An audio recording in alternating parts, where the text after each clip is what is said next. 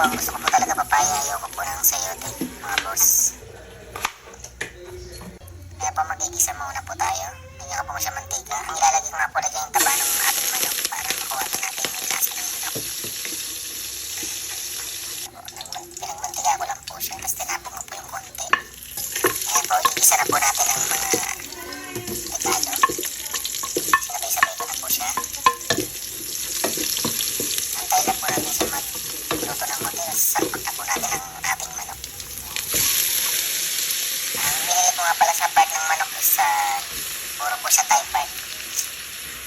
So, mahilig po ako sa mga Thai part. Tsaka, konting ingredients lang po ilagay yung paminta, patis. Yan lang po mga boss. Ang lalagyan ko lang po muna sa palagyan ng konting tubig para hindi po tayo masayang sa ating gas.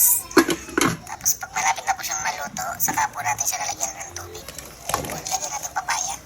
Kaya napapansin niyo po, ang tubig po natin ay konti pa lang.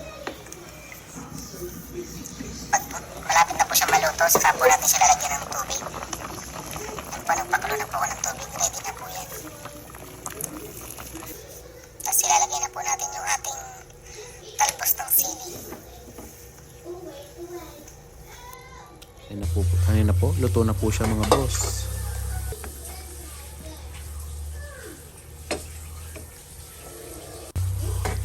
Tama-tama po yan sa ating malamig na panahon. Mapaparami na naman po ang aking kain ito. Patis na may sili, kalamansi, boundary. Kain po tayo mga boss. First bite. Yun, sarap. Sabay follow up ng papaya.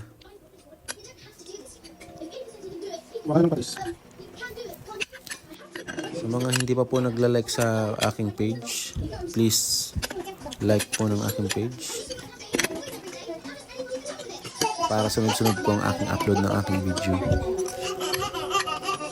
Shoutout nga po pala sa bagong 30 followers ko po. Sana wag po kayong magsawang magsumuporta. At maraming salamat po sa nanood ng aking video at nakaabot sa aking video. Asahan ko po kayo sa aking next video.